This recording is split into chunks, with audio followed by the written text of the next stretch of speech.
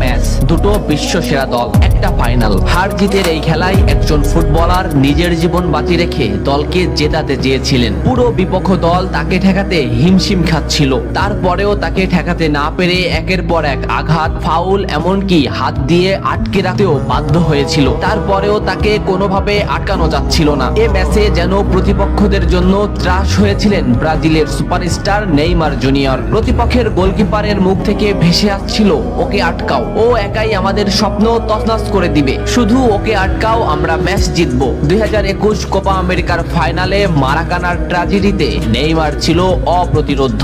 স্মৃতির পালে হাওয়া দিয়ে চলুন দেখি এ ম্যাচে নেইমার প্রতিপক্ষদের জন্য কতটা দুর্বিষহ ছিল। এক অসাধারণ স্কিল দিয়ে ম্যাচটা শুরু করেন নেইমার। লো সেলসোর মাথার উপর দিয়ে এক অসাধারণ ড্রাবলে বল নিয়ে নেইমার বিপক্ষ দলকে বুঝিয়ে দিলেন যে এই ম্যাচটি হবে নেইমারময়। এই মোমেন্টটা লক্ষ্য করুন, মাঝ মাঠে বল, ক্যাসিমিরো নেইমারকে বল দিল। এই মোমেন্টে পিছন থেকে দি বল, সামনে থেকে